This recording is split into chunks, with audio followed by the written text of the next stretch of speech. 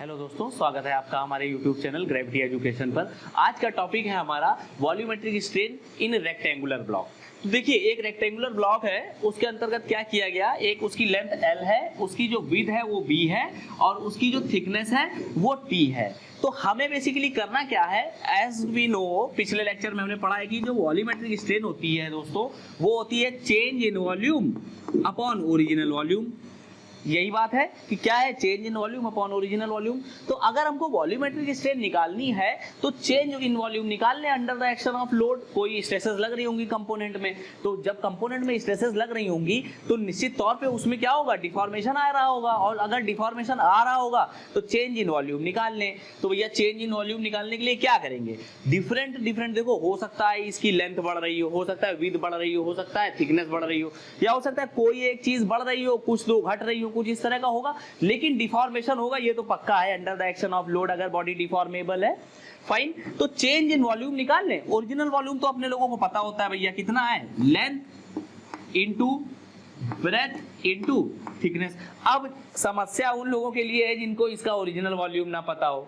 तो I think कोई ऐसा इंजीनियर नहीं होगा जो इसका आयतन या इसका ओरिजिनल वॉल्यूम ना निकाल पाए। अगर आपको नहीं आता है समझ में तो कई क्लास 9-10 की किताब उठा लीजिएगा, उसमें जो है कई सारे ऑब्जेक्ट्स हैं, उनका वॉल्यूम निकालना, उनका सरफेस एरिया निकालना, ये सब चीजें जो है आपको कहीं ना कहीं मिल जाएंगी उन किताबों में। तो निश्चित तौर पे वो पढ़ते रहिएगा। अब देखो, यहाँ पे under the action of load change in L आना है, निश्चित तौर पे डेल्टा एल आना है, डेल्टा बी भी आना है, डेल्टा टी भी आना है। क्लियर बात है।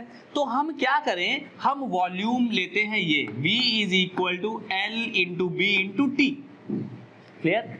एक काम करो कि इसको डिफरेंशिएट कर दो, पार्शियली डिफरेंशिएट कर दो, तो क्या आ जाएगा, delta V is equal to L into B delta T.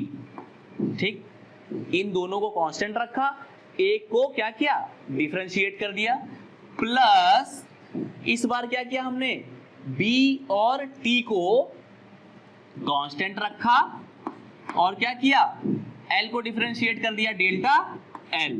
और इसके बाद एक काम हमने क्या किया, T और L को कांस्टेंट रखा, फिर हमने किसको डिफरेंशिएट कर दिया, B को डेल्टा B। तो ये देखो, डिफरेंशिएशन से अपना क्या आ गया, ये आ गया चेंज इन वॉल्यूम आ गया पार्शियल डिफरेंशिएशन से। ठीक है, मतलब हमने क्या माना कि भैया लेंथ और ब्रेथ एक टाइम पे कांस्टेंट है, केवल चेंज थिकनेस में हो रहा है। बाद में हमने थिकनेस और ब्रेथ को मान लिया, चेंज इन लेंथ हो रहा है। आई थिंक आप समझ पा रहे होगे, इंजीनियरिंग के स्टूडेंट हैं। ठीक, अब देखो हमें हमारा मेन मोटो क्या है, what is our main motto, we have to get the value of volumetric strain. And volumetric strain के लिए हमने यार फार्मूला लिख रखा है, पिछले लेक्चर में पढ़ भी रखा था। तो this is what, epsilon V is equal to delta V upon V। क्या करें, यहां पर यार इसको मैं ऐसे लिखता हूं, epsilon V is equal to delta V upon V। Clear. यहां पे वॉल्यूम कितना हो गया, वॉल्यूम हो गया L into B into T. यहां पे वॉल्यूम कितना हो गया, L into B into T, same here L into B into T. ठीक, अब देखो वॉल्यूमेट्रिक स्ट्रेन कितना आया रेक्टेंगुलर ब्लॉक के लिए, delta T upon T plus delta L upon L plus delta B upon B। बताइए क्या सही बात है, बिल्कुल सही है। तो देखो यहाँ पे एक हम लोगों को वैल्यू पता चल, एक चीज निकल के आ रही है, एक्सप्रेशन निकल के आ रहा है, change in thickness upon original thickness, change in length upon original length, change in breadth upon original breadth. तो क्या हो गया, ये हो गया वॉल्यूमेट्रिक स्ट्रेन। अच्छा एक बात बताओ, change in thickness upon original thickness, that is what, अगर मैं कहूं भैया ये जो एक्सिस है ये y एक्सिस है, हाँ, यहाँ पे it is something like this, यहाँ पे this axis is x axis and this axis is z axis. ठीक, तो change in thickness upon original thickness is what भैया, change in thickness upon original thickness क्या है, y डायरेक्शन में develop होने वाला स्ट्रेन ही तो है। तो this is what we can write it as epsilon y। Change in length upon original length, x direction में डेवलप होने वाला स्ट्रेन है, that is what epsilon X and delta B upon B is what, delta B upon B is epsilon Z. तो कहने का मतलब क्या हुआ, वॉल्यूमेट्रिक स्ट्रेन जो निकल करके आया रेक्टेंगुलर ब्लॉक के लिए, that would be sum of strains in all the directions. I think, I hope you are getting all the points, you people are getting all the points, okay? तो यहाँ पे जो स्ट्रेन है rectangular block के लिए, volumetric strain in rectangular block, we have finished this topic. ये important है, इसको याद रखना, ये आगे भी हमारे जीवन भर काम आता रहेगा। जब तक हम मैकेनिकल इंजीनियर बनेंगे, पढ़ते रहेंगे, तब तक ये जो है काम आता रहेगा। बहुत बेसिक सा ये डेरिवेशन है, कर सकते हैं इसको। इसके बाद जो नेक्स्ट टॉपिक हम उठाएंगे वो उठाएंगे सिलेंड्रिकल बार का। देखिए ये जो भी टॉपिक हैं, ये ऑलमोस्ट होता क्या है कि जब हम एक कॉन्सेप्ट पढ़ते हैं, जब हम जिस पर्टिकुलर चैप्टर पर जाते हैं, वहाँ पर हम लोग इनको देखते हैं, इनको पढ़ते हैं, लेकिन वहाँ पर पढ़ाने की बजाय मेरा अपना एक ये मानना है कि जब हम इंट्रोडक्टरी लेवल पर हों सब्जेक्ट के, तब हम ये सारी चीज़ें कर लें। जैसे कि अभी मैं आपको स्फेरिकल ब्लॉक के स्फेरिकल जो जैसे सपोज कोई स्फीयर है, कोई स्फेरिकल शेल है, अब हम क्या करेंगे, हम एक टाइम आएगा जब स्ट्रेन्स पढ़ेंगे, हूप स्ट्रेन, और आपका उसमें जो हूप स्ट्रेन्स डेवलप होती हैं, जो स्ट्रेसेस डेवलप होती हैं, वो कितनी होती हैं, जो सिलेंड्रिकल बार हो गया या स्फेरिकल बार, स्फेरिकल शेप का कोई भी वेसल हो गया। मतलब समझना, कहना क्या चाह रहा हूँ मैं, थोड़ा सा क्रिटिकल हो गया, समझना, समझिएगा कि जैसे ये एक स्फेरिकल शेल है, ये शेल ऐसे डिजाइन की गई है कि इसके अंदर हाई प्रेशर की गैस फिल की जाए। अगर इसके अंदर हाई प्रेशर की गैस फिल करनी होगी तो इसका मतलब हो गया the material which is used to manufacture this pressure vessel will be subjected to high value of stresses। और जब ये मटेरियल हाई स्ट्रेसेस पे जाएगा तो क्या होगा, इसमें स्ट्रेन डेवलप होना चाहेंगी। अगर इसमें स्ट्रेन डेवलप हो गई तो क्या होगा, डिफॉर्मेशन होगा। It may be a possibility that the under the action of that high pressure, high gases pressure, it may burst, ये फट सकता है या इट मे एक्सप्लोड। तो being a good engineer, being a good mechanical engineer, being a design engineer, what is our responsibility and accountability? हमारी क्या है, हमारी ये है कि देखो, अगर हम हाई प्रेशर की गैस हमको फिल करनी है, ठीक भाई, ये कंटेनर आपने कभी देखे होंगे, ट्रक से जा रहे होते हैं लदे हुए बड़े बड़े हैवी, जो कंप्रेस्ड नेचुरल गैस को ले जाते हैं सीएनजी स्टेशन तक, सीएनजी पंप तक, जहाँ पे गाड़ियाँ जो है फ्यूल लेने जाती हैं, सीएनजी भरवाती हैं। तो वो कुछ इस तरह के होते हैं, कुछ इस तरह का कंटेनर होता है, आपने देखा होगा। You must be aware with this.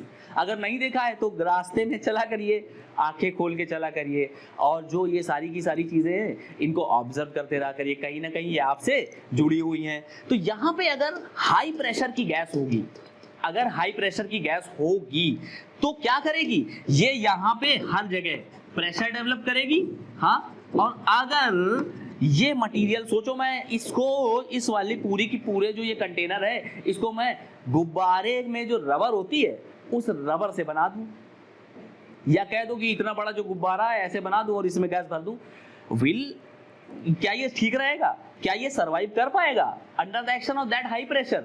नहीं कर पाएगा, बिल्कुल। तो आप समझ पा रहे होंगे कि यहाँ पे मटेरियल को स्ट्रेंथ देना बहुत जरूरी है। और मटेरियल को स्ट्रेंथ यार कब दे पाओगे, जब स्ट्रेंथ ऑफ मटेरियल पढ़ पाओगे। बिना स्ट्रेंथ ऑफ मटेरियल पढ़े नहीं हो सकता। कितना स्ट्रेन डेवलप होगा, किस प्रेशर पे कितना स्ट्रेन डेवलप होगा, that is the basic concept. ये हमको पढ़ना है, और ये पढ़ने के लिए हमको ये पता होना चाहिए कि भैया सिलेंड्रिकल बार का वॉल्यूम कितना होता है, सिलेंड्रिकल बार जो है उसका सरफेस एरिया कितना होता है, ये जो है इसका वॉल्यूम कितना है स्फीयर का, इसका सरफेस एरिया कितना है, और इसमें स्ट्रेन्स क्या क्या डेवलप हो सकते हैं, तभी तो कर पाएंगे। आगे ये पढ़ेंगे, लेकिन यहाँ पे हम कॉन्सेप्ट बना ले रहे हैं, आगे क्या कर देंगे, तुरंत अप्लाई कर देंगे जब हमारी सारी चीजें क्लियर हो जाएंगी। नहीं तो क्या होगा, नहीं तो ये होगा कि यहाँ से भी अधूरे चलेंगे और वहां तक अधूरे पहुंचेंगे। Is it fine? तो ये बात है। अब हम देख लेंगे, हम देखेंगे जो सिलेंड्रिकल बार है उसके लिए वॉल्यूमेट्रिक स्ट्रेन का कंसेप्ट।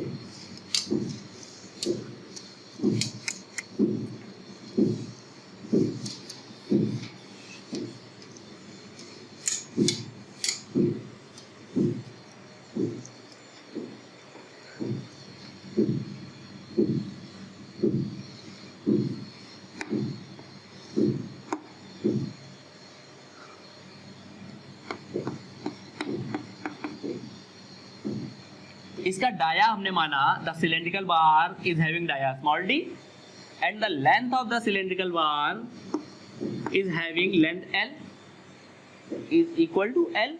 तो देखो जो वॉल्यूम होगा दोस्तों, that volume would be equal to pi by 4 D square into L.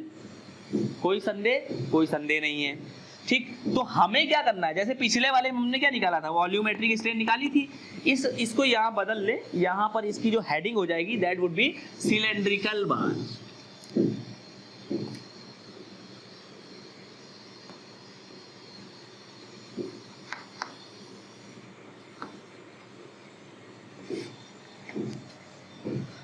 Change in volume कितना होगा ये अगर पता चल जाए, ओरिजिनल वॉल्यूम हमको पता है, काम हो जाएगा।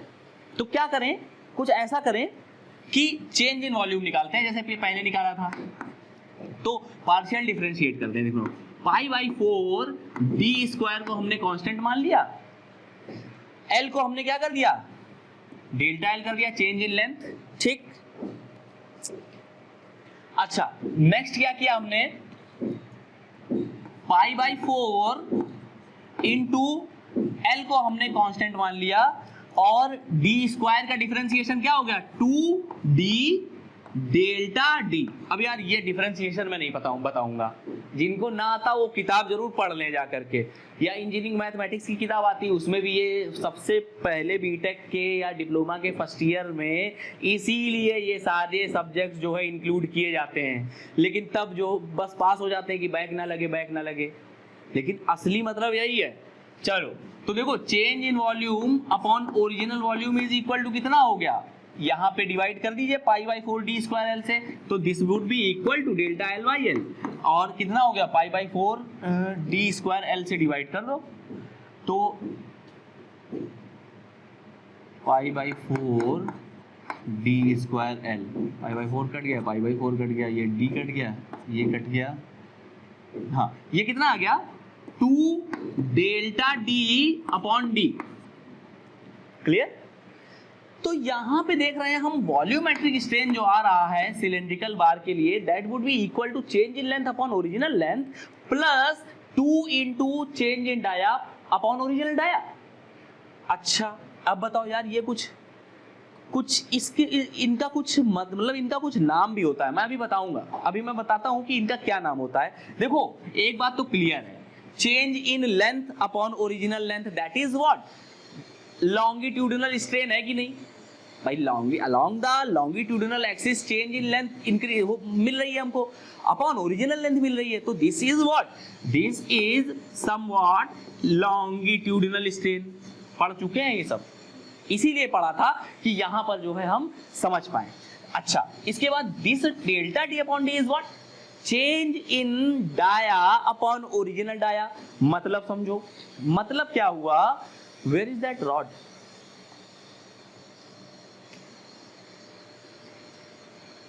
कोई नहीं, फाइन कोई नहीं। मतलब ये हुआ कि जैसे सपोज एक ये रॉड है, एक ये बार है, या एक इस तरह का सिलेंड्रिकल सेक्शन है, इसको हमने जब लोड दिया तो इसने क्या किया, पहले इसका डाया ये था, सपोज इसको हम जब इसको लोड दे रहे हैं, सपोज हाँ इसमें कुछ प्रेशर या लोड लगा रहे हैं किसी तरह से, पहले इसका डाया ये था, हाँ लेंथ इसकी बढ़ गई, लेंथ बढ़ गई, डाया और कम हो गया, ठीक।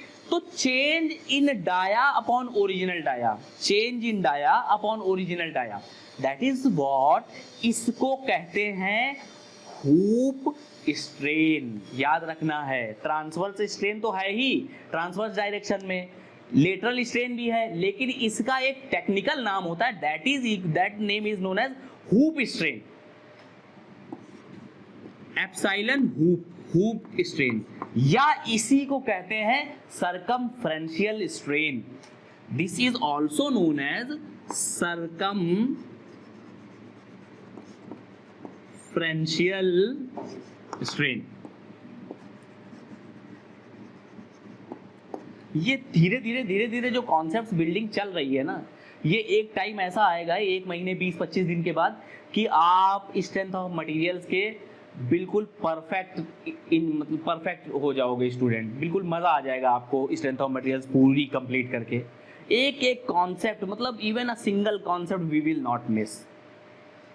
तो देखो हुप स्ट्रेन क्या हो गया, change in dia upon original dia. मतलब कि भैया पहले डाया ये था सपोज, बाद में डाया ये हो गया, तो यार चेंज इन डाया आया ना। कितना आया चेंज इन डाया, इस वाले में ये घटा दो तो निकल करके आया चेंज इन डाया, ये आया change in dia, sum of this and sum of this, clear that, और अपॉन ओरिजिनल डाया जो पहले था। This is what hoop strain इसको बोलते हैं, याद रखना है, बहुत इंपॉर्टेंट है। क्वेश्चन आते हैं एग्जाम में, एसएससी जेई या यूपीएससी इंजीनियरिंग सर्विसेज लिखेंगे, निश्चित तौर पे यहाँ से क्वेश्चन मिलना है एक, लेकिन यहाँ से नहीं मिलेगा केवल डेल्टा डी अपॉन डी से, कुछ और मिलेगा, वो आगे पता चलेगा कि कहाँ से मिलेगा क्वेश्चन। बट एटलीस्ट हमें ये पता तो होना चाहिए कि ये है क्या सर्कमफ्रेंस। सर्कमफ्रेंस क्या होती है, सर्कमफ्रेंस होती परिधि, ठीक, उसमें स्ट्रेन आ गया। देखो आया कि नहीं, पहले परिधि सर्कमफ्रेंस ये थी, बाद में सर्कमफ्रेंस क्या हो गई, बढ़ गई। So this is what known as circumferential strain और हुप स्ट्रेन, याद रखना है इस बात को। तो यहां पर हमारे लिए एक बात तो क्लियर हो गई, एक कॉन्सेप्ट बहुत बेहतरीन तरह से हमको समझ में आ गया कि वॉल्यूमेट्रिक स्ट्रेन अगर सिलेंड्रिकल बार की बात करेंगे तो एप्सिलॉन लॉन्गिट्यूडिनल होगी प्लस 2 इंटू एप्सिलॉन हुप होगी। यार ये रट लो, क्या करना है इसको, आपको रट लेना है कि सिलेंड्रिकल बार के लिए जो वॉल्यूमेट्रिक स्ट्रेन होगी that would be equal to longitudinal strain plus 2 into hoop strain. बात भी सही है यार, एक तो लॉन्गिट्यूडिनल स्ट्रेन इस डायरेक्शन में और इससे अटैच्ड ये, इससे अटैच्ड ये, तो दो अटैच्ड हैं हुप डायरेक्शन में और एक ही लॉन्गिट्यूडिनल हो गई, दैट इज फाइन, क्लियर। तो आई थिंक आपको ये कॉन्सेप्ट भी समझ में आ गया होगा सिलेंड्रिकल बार का। अब इसके बाद जो नेक्स्ट कॉन्सेप्ट है that is of spherical body. Spherical body याद रखना है please, just don't miss it, मैं बार बार एम्फसाइज कर रहा हूं इस बात को। सिलेंड्रिकल वॉल्यूमेट्रिक स्ट्रेन इन, देखिए ये वीडियो जो मैं शूट कर रहा हूं वो मैं शूट कर रहा हूं आज 6 जुलाई 2021 को, और जिस हिसाब से हम लोग काम कर रहे हैं उस स्पीड के अकॉर्डिंग हम लोग अपना जो पूरा मैकेनिकल इंजीनियरिंग का काम है प्रीलिम्स लेवल का, एसएससी जेई हो या इंजीनियरिंग सर्विसेज एग्जाम हो, वो हम लोग अब से लेकर के अगर कंटिन्यू करते हैं तो दिसंबर तक कंप्लीट कर ले जाएंगे। It will take 6 months for me to complete the whole syllabus of mechanical engineering. तो 6 जुलाई 2021 है आज और 6 महीने का समय लगेगा।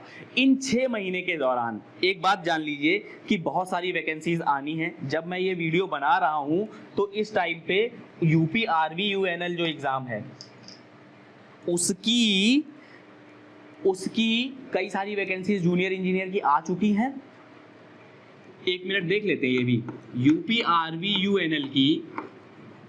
यार यूपी आरवी यूएनएल नहीं जानते हो तो कभी गूगल पे सर्च कर लेना तो समझ में आ जाएगा क्या है उत्तर प्रदेश राज्य विद्युत उत्पादन निगम लिमिटेड। तो यूपी में जहाँ भी पावर प्रोडक्शन होता है यूपी आरवी यूएनएल करता है, ठीक, मतलब यूपी आरवी यूएनएल भी करता है, और भी है, एनटीपीसी भी करता है। यूपी आरवी यूएनएल का एग्जाम है। अब इसके बाद देखिए बहुत सारे लोग, ऑलमोस्ट सभी लोग यूपीपीएससी एई का इंतजार कर रहे हैं। उत्तर प्रदेश लोक सेवा आयोग असिस्टेंट इंजीनियर का पेपर कराता है, उसका भी इंतजार कर रहे हैं। ये भी इन बिटवीन आएगा। अभी कहीं से जानकारी मिली है आरटीआई के माध्यम से कि उत्तर प्रदेश जल निगम जो है वो भी असिस्टेंट इंजीनियर की, यूपी जल निगम ये भी असिस्टेंट इंजीनियर की पोस्ट निकाल रहा है, इलेक्ट्रिकल एंड मैकेनिकल की प्लस सिविल की। तो ये वाली वैकेंसी भी मिलनी है। इसके अलावा गेट, ईएसई और एसएससी जेई ये तो है ही है। इतना सब कुछ जो है ये मिलना है। तो अपने हिसाब से देख लीजिए कहाँ सेट बैठना है और हमारे साथ जुड़े रहिए, करते रहिए, बन जाएंगे इंजीनियर।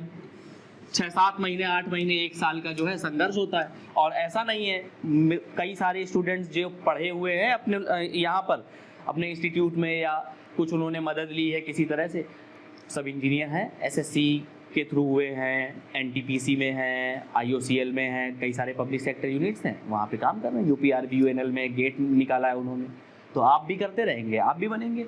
नेक्स्ट टॉपिक जो है volumetric strain in spherical body. Volumetric strain in spherical body. यार स्फेयर तो पता है ना क्या होता है? स्फेयर मतलब होता है गोला। क्या स्फेयर मतलब होता है? गोला। अब ये ना कहना कि गोला और वृत्त में क्या अंतर है। ये सब क्लास 9-10 में हम लोग पढ़ करके आए हैं। तो इसका जो वॉल्यूम है ये this is somewhat a 3 dimensional body, ठीक है। तो इसका जो वॉल्यूम है इसमें हमको निकालनी है पहले तो वॉल्यूमेट्रिक स्ट्रेन। तो वॉल्यूमेट्रिक स्ट्रेन हो गई change in volume upon original volume. हाँ, वॉल्यूम कितना है? Volume is 4/3 pi R cube. 4/3 pi R cube है। अच्छा एक काम कर लें, आर की जगह आर को हम ये भी लिख सकते हैं क्या? d/2। अरे भैया दाया जो है उसका हाफ ही तो होता है रेडियस, तो लिख दे तो कितना हो जाएगा? v इज इक्वल टू आ गया 4/3 पाई, आर की जगह हमने कितना लिख दिया? d/2 का होल क्यूब। तो कितना आया? 4/3 पाई d क्यूब। 2 दूनी 4 दूनी 8, ये कितना हो गया? 24। इसको कट कर दिया तो ये कितना आ गया? π/6 d क्यूब, या इसको क्या कहते हैं? πd3/6। अच्छी बात, fine. Now what we have to do is to get the change in volume under the action of load. तो चेंज इन वॉल्यूम कितना है? Delta we. डेल्टा वी कितना हो जाएगा साथियों? πd3/6 का डेल्टा वी निकालना है। तो यार एक काम करो, π/6 को बाहर कांस्टेंट है, बाहर रख लो और क्या करो? d क्यूब का क्या कर दिया? 3d² into delta d। Is it fine or not? Clear? अच्छी बात है। अब देखो तो volume, change in volume upon original volume is our concern. हमारा कंसर्न क्या था शुरू में? हमारा कंसर्न था कि हम वॉल्यूमेट्रिक स्ट्रेन निकाल लें। तो वॉल्यूमेट्रिक स्ट्रेन कितना है? Delta V upon V. Delta V कितना है साथियों? डेल्टा वी है π/6 3d² delta d upon π/6 d cube. Clear? π/6 cancel कर दिया। हाँ, d² पूरा कट गया, d क्यूब का 2 कट गया, 1 बचा d। हाउ मच विल, ये कितना आ गया? ये आ गया 3 delta d upon d। Again we are getting a relation that a volumetric strain is equal to 3 into lateral strain, या इसी को क्या कह दो? यहाँ पे लेटरल स्ट्रेन नाम लेना थोड़ा सा ठीक नहीं रहेगा क्योंकि ये सर्कुलर, मतलब ये एक स्फेरिकल बॉडी है, तो इसको हम कहते हैं सरकमफ्रेंशियल स्ट्रेन या hoop strain. This is what? Epsilon hoop और एप्सिलॉन सरकमफ्रेंशियल। जब इस प्रेशर वेसल्स जो होती हैं, चाहे थिन प्रेशर वेसल हो चाहे थिक प्रेशर वेसल हो, जब ये सब डिज़ाइन करी जाती हैं तो इनमें जो स्ट्रेन्स डेवलप हो रहे होते हैं, इन स्ट्रेन्स के कंसीडरेशन पर ही डिज़ाइन करी जाती हैं। एक रिजिडिटी क्राइटेरिया टर्म का कभी नाम सुना था जीवन में हम लोगों ने, लाइफ में, जब हम पिछले लेक्चर्स पढ़ रहे थे? तो उस मोमेंट पे क्या बात हुई थी? बात हुई थी कि जो इंड्यूस्ड स्ट्रेन है that strain should be less than और equal to permissible strain. Permissible strain आपको बता दी जाएगी कि भैया मैक्सिमम 1 mm का स्ट्रेन हम झेल सकते हैं कंपोनेंट। ऐसा नहीं हो सकता है कि कंपोनेंट 10 mm 100 mm आगे खिसक जाएगा under the action of that load, नहीं कर सकते। तो हमें क्या है, इंड्यूस्ड स्ट्रेन निकालने के लिए ये पता होना चाहिए ना। That is why we are rubbing our chalk over here. हम क्यों यहाँ पे चौक घिस रहे हैं? इसलिए घिस रहे हैं क्योंकि हमें पता होना चाहिए कि हुप स्ट्रेन है क्या, और रिजिडिटी क्राइटेरिया जब लेकर के आएंगे तो इंड्यूस्ड स्ट्रेन जो होगी वो 3 इंटू हुप स्ट्रेन होगी, और परमिसिबल कुछ कम दे दी जाएगी डिजाइन इंजीनियर को कि भैया इतनी परमिट है केवल 1 mm। अगर वो 1 mm हुप स्ट्रेन जो आई है उससे अगर हुप स्ट्रेन ज्यादा हो गई तो कंपोनेंट फेलियर कर जाएगा। Are you getting my point? तो दैट इज व्हाई एक एक कॉन्सेप्ट जो है लिंकेज है जुड़ा हुआ है। तो आई होप आपने एंजॉय किया होगा हमारा वाला ये लेक्चर। देख लीजिए, अगर कुछ ना समझ में आए या कहीं कोई कंफ्यूजन रह जाए तो हमें कमेंट करिएगा। ग्रेविटी एजुकेशन चैनल के साथ बने रहने के लिए आपका बहुत बहुत धन्यवाद।